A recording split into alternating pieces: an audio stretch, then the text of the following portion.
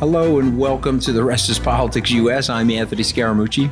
I am Katty Kay. A little late to this recording. I'm so sorry, Anthony. I rushed. Okay, I haven't had my Katty. coffee, but maybe somebody's going to bring me one in, so we may have a little coffee break. That's okay. You're entitled to be a little late given some of my tardiness in life. So we're going to talk about Trump's war with the Ivy League, and we're going to talk about Harvard hitting back. We finally found a large-scale institution in the United States willing to hit back at the administration. We're going to talk a little bit about the revenge tour that Trump is doing now. Is this now in full swing? And then, Katty, in the second half, we're going to talk about my favorite topic, your probably not so favorite topic, Wall Street, how they totally misread Donald Trump and the second term playbook, and how they're paying the price now and how they're all trying to figure out what to do. Lots of private calls, of course, and lots of talking to journalists off the record about what's going on because these guys are afraid of Trump. But we'll talk about that as well. But let's start with Harvard for a second, because I had an interesting conversation. I'll be vague about this, but let's just say there's 30 presidents on that list of people that signed that letter in support of Harvard. I talked to several of them last night. The story so far is the United States government does block grants out to some of our largest, most prestigious universities to do research, military research, healthcare research. It could be research that's top secret in nature. I can tell you that when I was at Tufts University in the mid-'80s, there were 2 Nobel Prize physicists there that got a block grant from the United States working on anti-ballistic missiles. People may remember it was Ronald Reagan that came out with the Star Wars speech that he was going to build these ABM systems. That research became the precursor to the Iron Dome, as an example, which is used with great success in Israel. And so the president has at his disposal discretionary investments, if you will, that can go into these universities. And he's holding back that money now on the universities, simply saying that He's not holding back all of it, right? Because the government spends $9 billion and they're holding back $2 billion. That's what they've said they're going to do. they're holding back $2.2 billion for now, but he's threatening to hold back the entire $9 billion. He's also threatening now to revoke Harvard's non-for-profit status. And so I'll explain that to viewers outside the United States.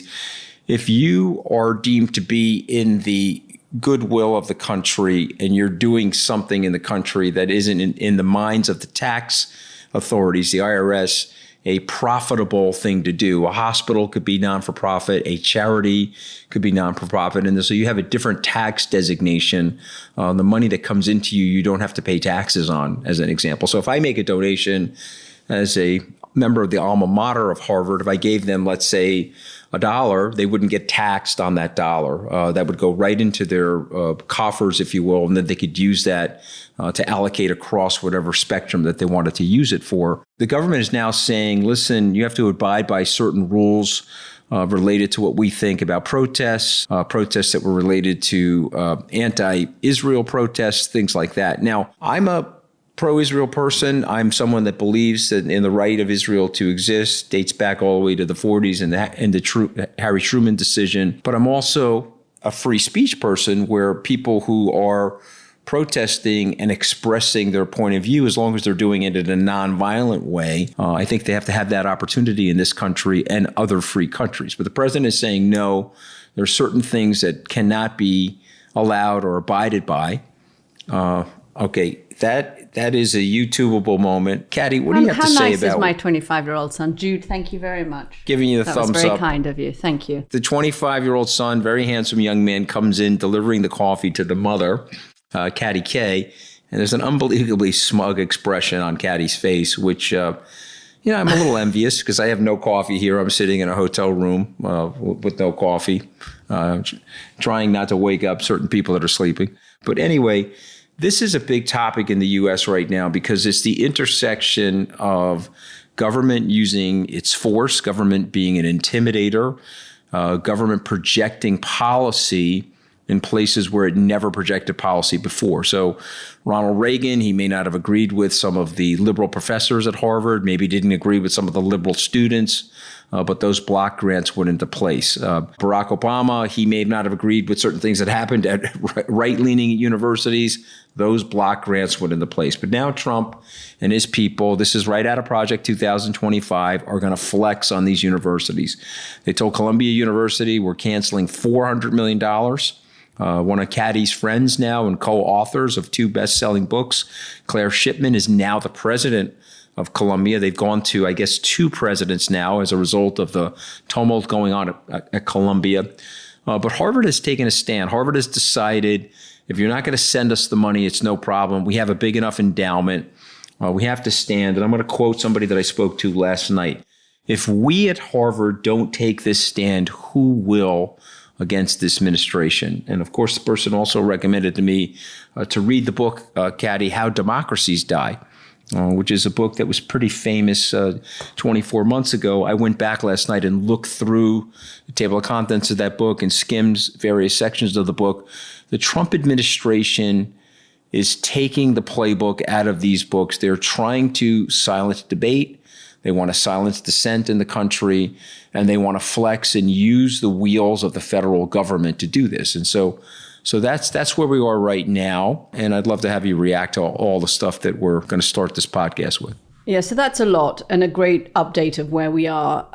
I think a couple of things are happening. Is one, it's becoming increasingly evident that the Trump administration really wants to do all they can and go as hard as they can for as long as they can, as fast as they can, to destroy liberal institutions. And by that, I mean the institutions in American life and democracy that have tended to skew more liberal. And those they would see as academia, the federal government, the federal workforce, very often law firms. I'm told they are going to go after the broadcast industry next, particularly cable television news next. So they want to really stamp out what conservatives have seen for a long time as dominating these institutions, and that is a kind of left-leaning, liberal, coastal, elitist, educated tendency, bent, however you want to put it. And they could have done this in a legal way. They could have had an investigation and then said they were going to cut the funds. That would have been the legal way to do this. I was told by somebody actually at Harvard that what the government is doing at the moment is illegal because they haven't followed process. And, you know, there's been a lot of talk about immigration and the guy that was sent to El Salvador this week as well. And somebody smart said to me just this morning, look, it's called due process, and sometimes we think of it as one phrase, but don't forget the process. In all of this, there is a process, a way that these things are done. There are systems in place. And in not following those systems, the administration is going afoul of the law. But their ethos is, in the White House, you know, move fast and break things. Let's see how fast we can get. Let's see how fast we can irrevocably change these elite universities, which for a long time have been in the crosshairs of conservatives in America. And there is a point that elite universities in the United States skew massively liberal.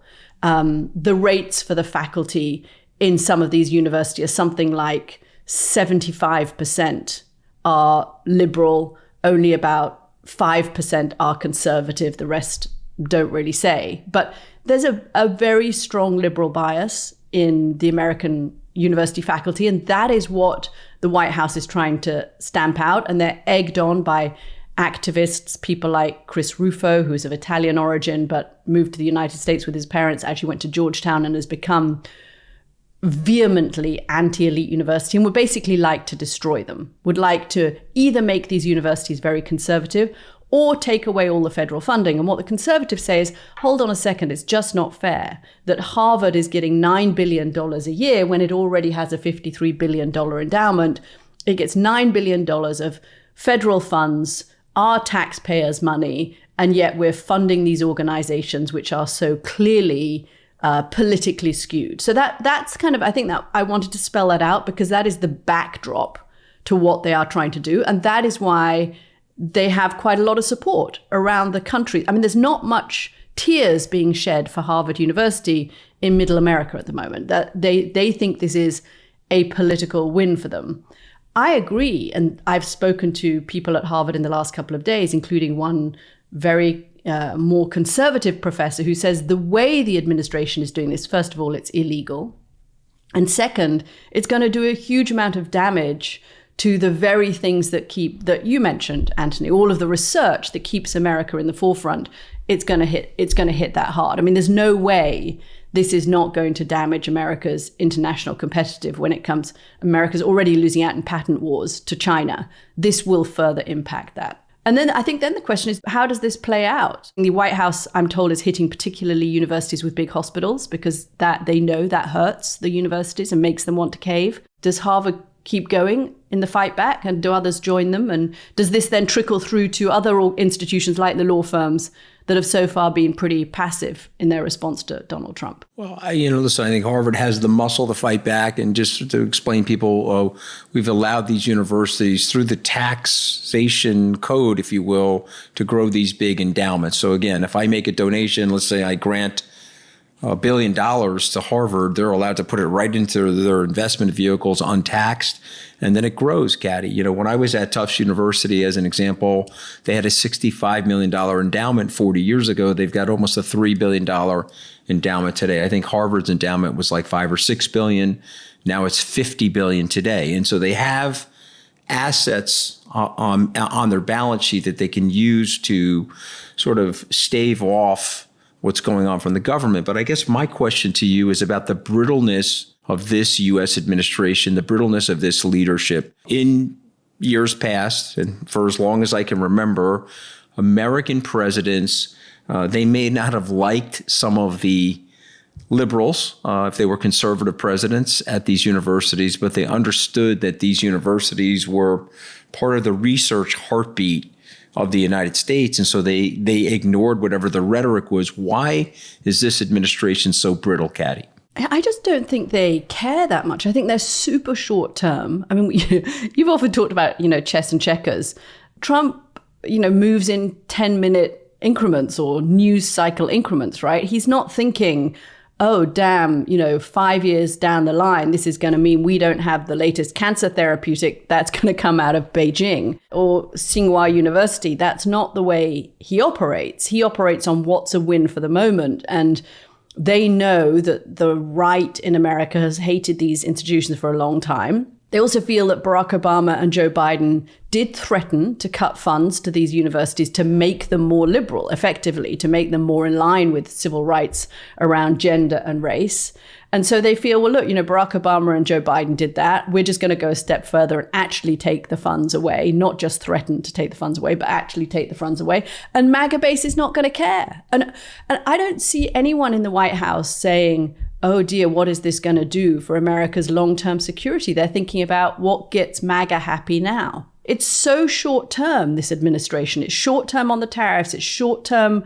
It's even short-term on immigration and deporting, if they ever manage to do it, millions of people who are working in the country who are undocumented, because the American economy depends on those people. Point to me the long-term thing that Donald Trump is doing that has any kind of long-term consequences in terms of it. Okay, we'll have to invest now. I mean, I guess he would say tariffs. He would say this is short-term pain for long-term gain. But most economists dispute that. This feels to me just like he wants to do it. He's pissed at the universities. Fuck it, throw it in the air and see what happens. Okay, I mean, again, I think the long-term thing is the power.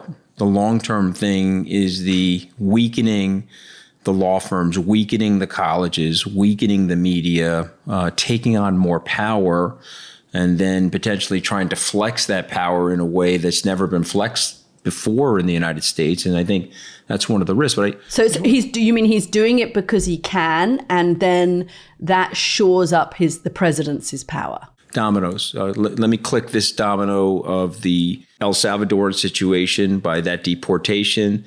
That's a civil rights domino. That's a human rights domino. This relationship now that we're going to have with the universities, that's a domino. That's a flexing domino, intimidating these universities to break their current liberal leanings, if you will, their liberal slants. The law firms, you supported too many liberal causes. Now you're going to support my causes for free. There's dominoes that are going off now, and as they click around the table, you get to more and more presidential power, and you get to more and more mutedness. We're going to talk about the Wall Street executives in a moment. They hate the tariff plan. They hate everything the administration is doing. They won't say a word to anybody because they're afraid. They're afraid for their families. They're afraid for their companies. Their boards are telling them not to do anything. And so I think this is about power. But I just want to point out to people, these universities, we think of them, and some people think, okay, some kid goes to school at age 18, he graduated at age 22, he has a degree, it's an academic institution. But as Caddy and I know, these universities are so much more in the United States. They're research centers, they're healthcare centers. They're they run like massive hospitals. They run massive hospitals. Harvard's hospital, they cut that. It's going to decimate Boston's healthcare. My mother today at age 88 is a survivor of leukemia because of the research that's been done at these universities. Yeah. And at the University of Pennsylvania, they discovered a way to use a new drug called Gleevec. It's 20 years old now, but it was discovered as a result of these research grants. And so this has improved the quality of life of Americans, extended people's lives, made Americans safer. Technology that we've used in the military has made our servicemen safer. Right. And frankly, the country freer. So one question I have for you, Anthony, is, okay, so now Harvard has said it's not going to capitulate. And let's see, some people at Harvard seem to think, let's see how these negotiations go. But they've made a stand. Princeton similarly has made a stand. Rutgers University, some of them they've started with the Ivies, but some of what are called the Big Ten, which I think is actually 18 universities. I don't know why your university system is as complicated as it is, but anyway. The next level down, they've also, some of them started to say no.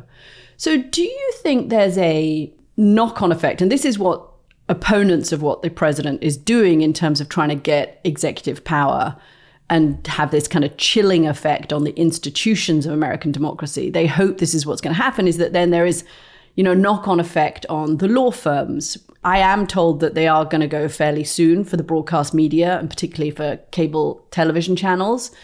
Full disclosure, I regularly appear on one of them, MSNBC, which is in the crosshairs of the Trump administration, which is more of a left-leaning channel. They're going to go after those broadcast media channels. Do you think if Harvard sticks to its guns, that has a kind of solidifying effect? Because that's what Democrats are hoping, right? They are longing for they're looking to anybody who's going to fight back. I don't know if it has a knock on, but it would be interesting to see if people standing up. You have to kind of read. You mentioned How Democracies Die, which I think is actually by two Harvard academics.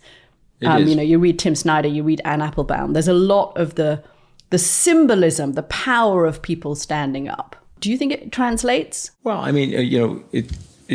the two authors are Steve Levinsky and Dan Zimblett, and it's a phenomenal book, by the way, and it's a scary book. But Caddy, here's the thing. Here's how the fight starts with a bully.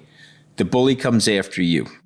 You then respond to the bully. The bully always gives you one or two more counter punches to see if you've got a backbone or not. So there's something going to happen to Harvard now from this administration. Exactly what it is, I don't know. Maybe the tax exempt status, they're going to push and try to make it go away. They just put the head of the IRS now, the commissioner of the IRS is the person that audited Hunter Biden.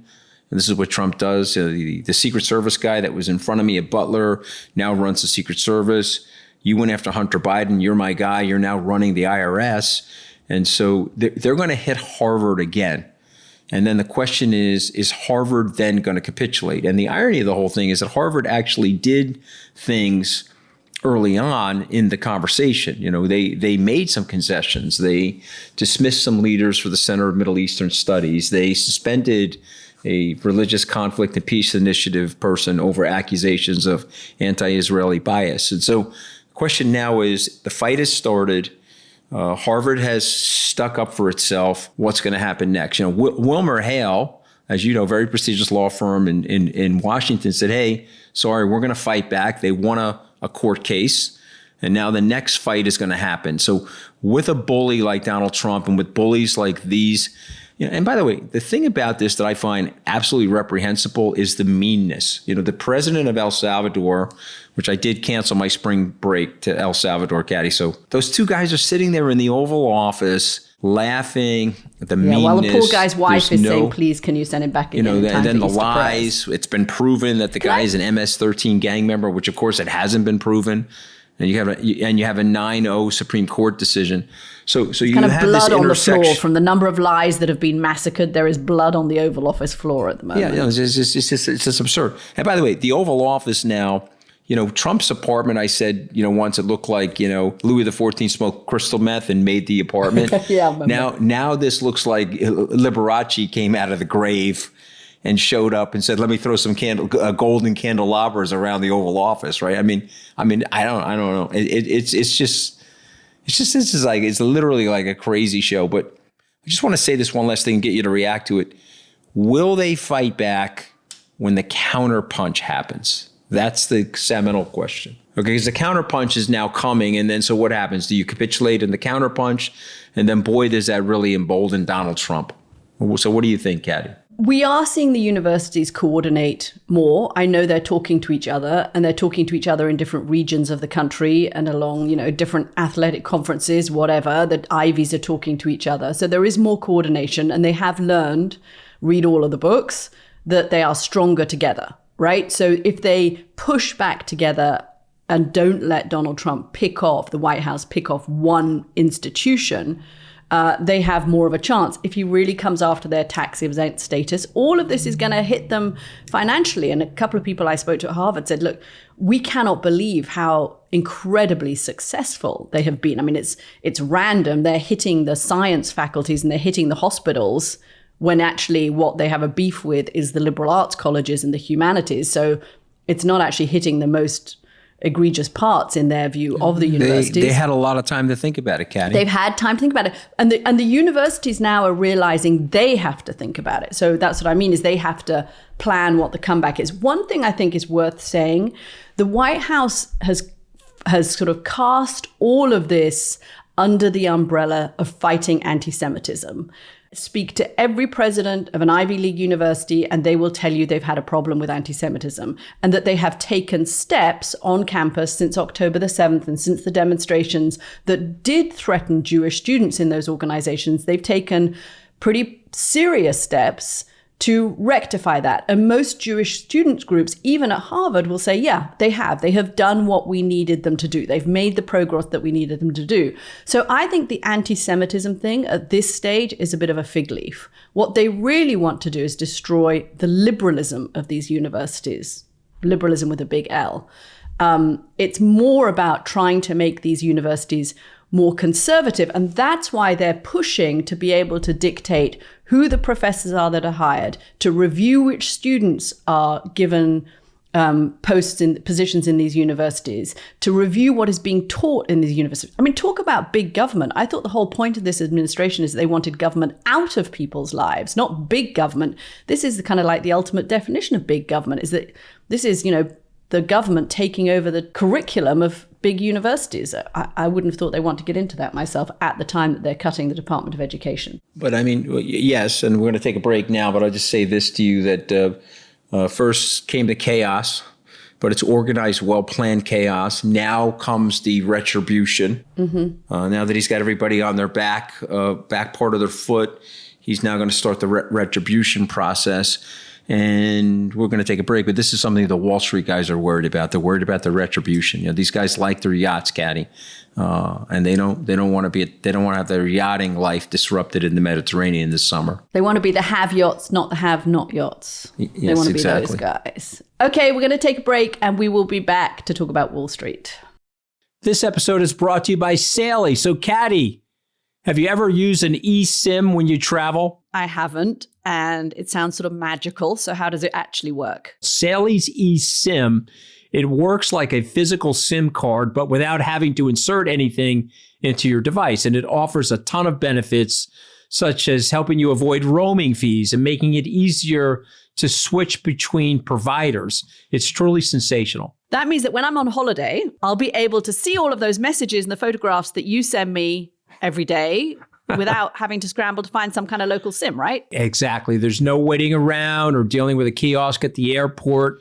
All you got to do is download it into the phone, and it works beautifully and it works seamlessly. How do I sign up? Okay, so you download Sally in the App Store or by scanning the QR code on the screen. You can use the code TRIPUS at checkout to get 15% off your first purchase.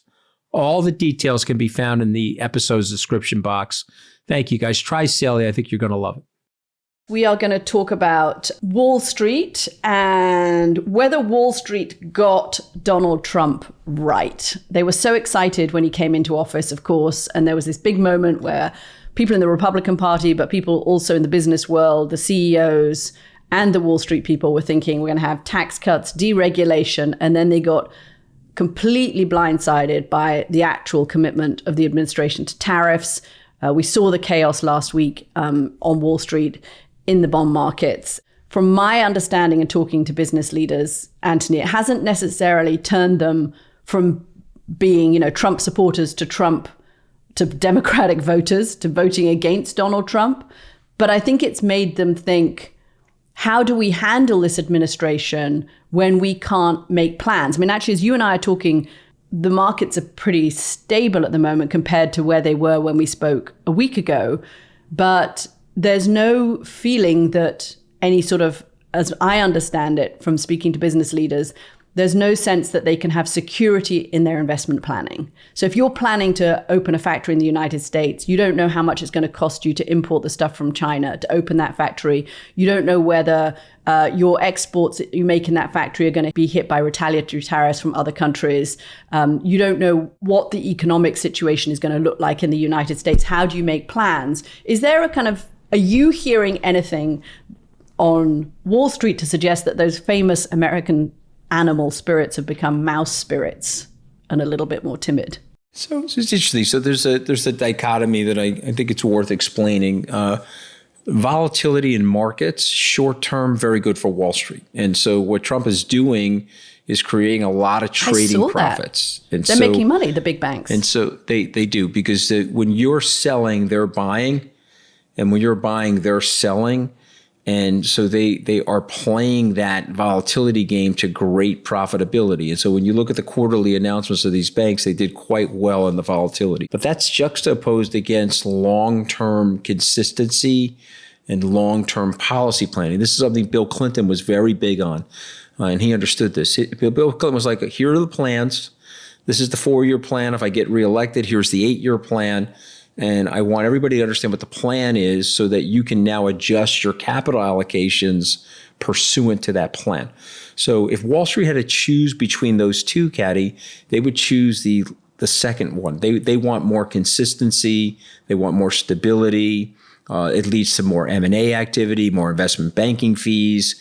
It leads to better market visibility, better predictions on earnings, and long-term stock market growth is better for Wall Street. When you talk to your friends on Wall Street before the election, and they'd heard the campaign, so they had heard Donald Trump talk about tariffs, did they just kind of think he was bluffing? Was it a failure of imagination? Did they just hear tax cuts, deregulation, deregulation, deregulation?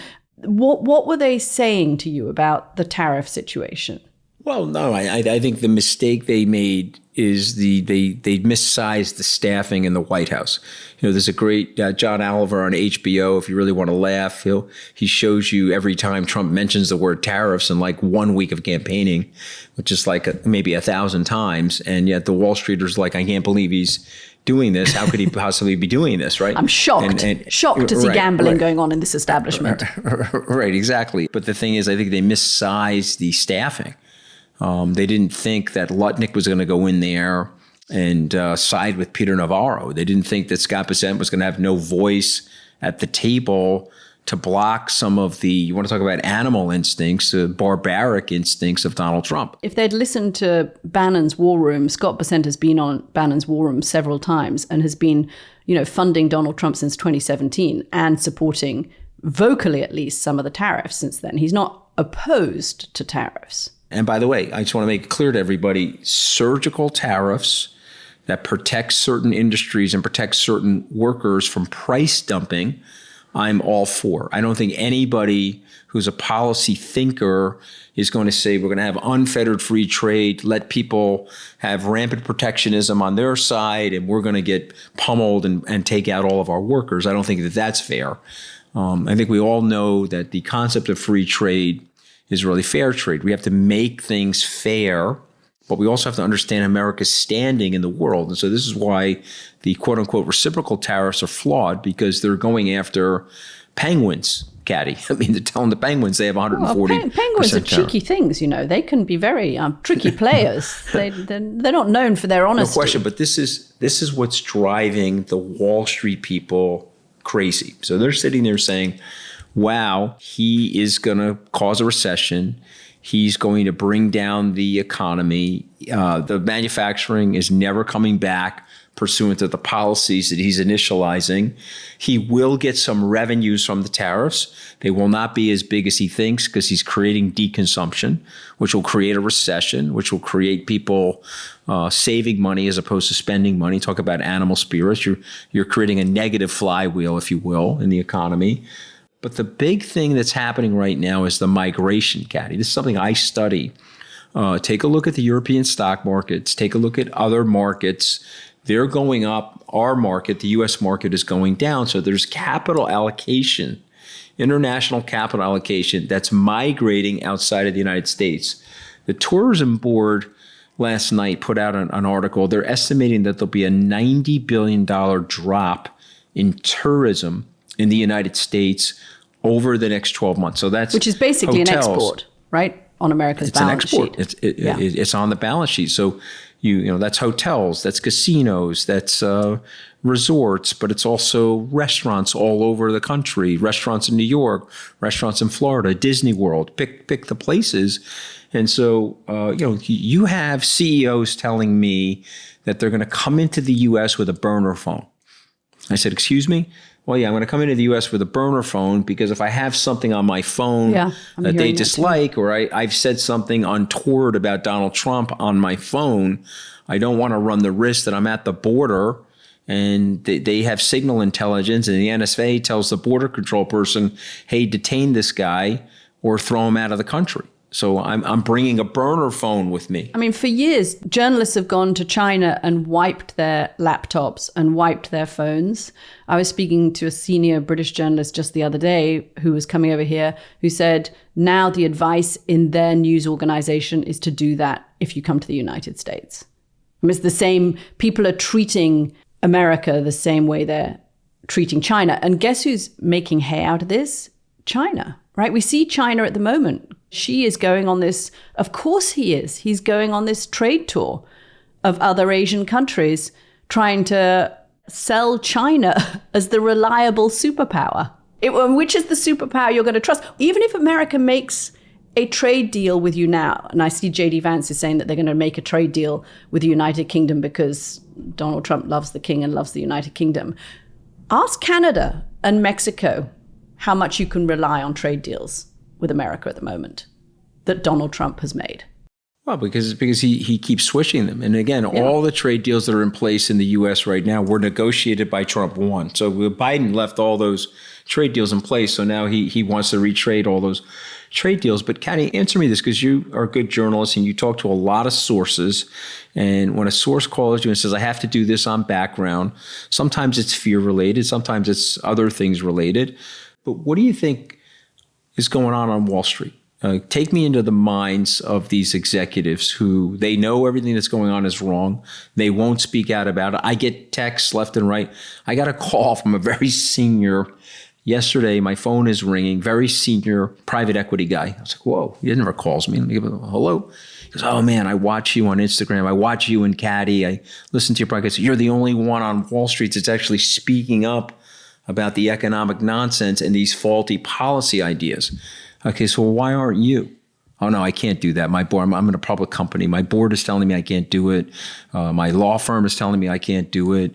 And by the way, if I speak out, you're more of a pundit, Anthony. You can get away with it. I can't get away with it. They're going to come after me with the full force of the government. Well, I mean, that's super depressing, that conversation that you just related, Anthony, because I think whether we're having this conversation about the universities, whether we're having it about law firms, whether we're having it about the Republican Party, whether we're having it about the business community and CEOs, I'm hearing exactly the same thing when I speak to my sources, which is this has to be on background.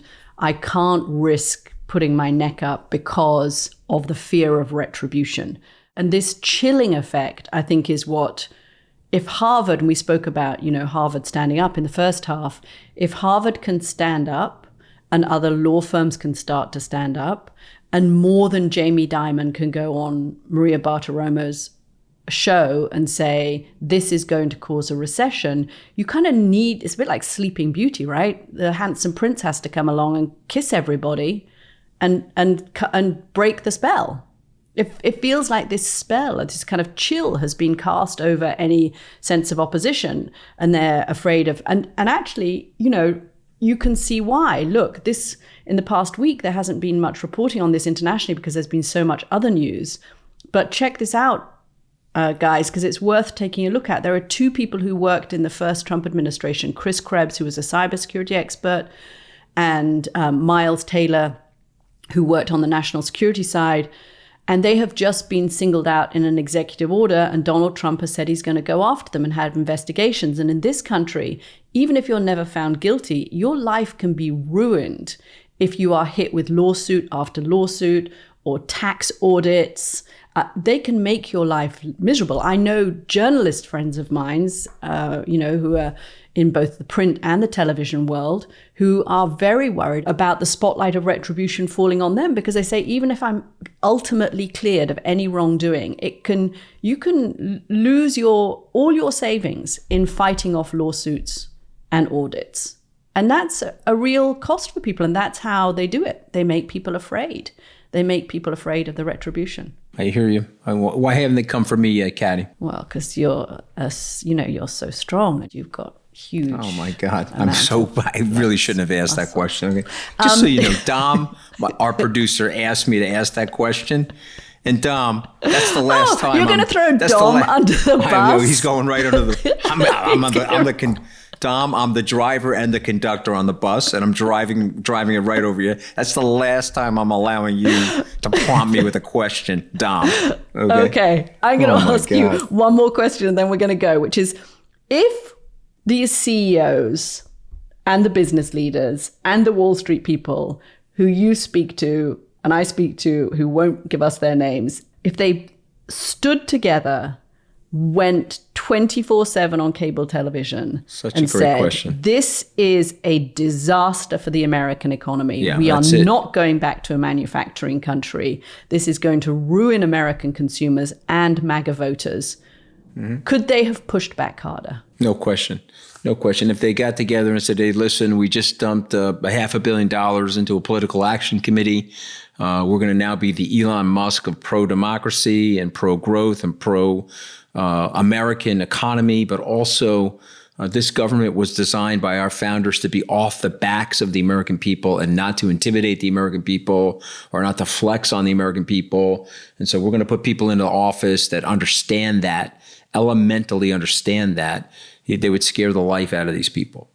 But the bullies are winning right now. The bullies usually draw first blood, and the bullies usually, can break a nose, and they can get you on your back foot for a moment. It's what you do in that counterpunching, what you do in the ensuing moments. And so I applaud Harvard. By the way, I am not that liberal. I used to be bummed out at Harvard at some of the ultra liberal nonsense that goes on there.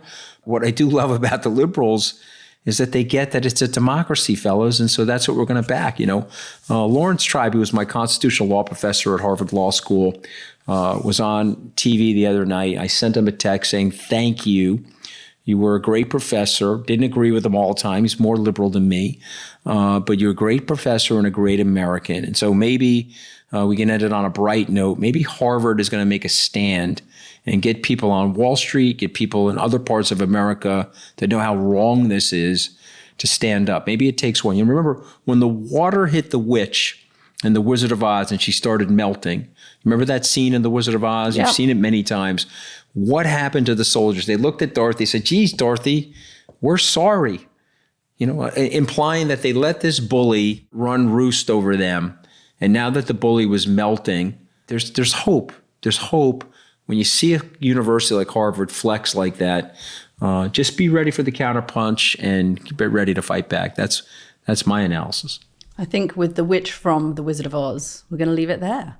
Thank you very much, everybody, for listening. Of course, remember you can join our question and answer sessions every Sunday that comes out.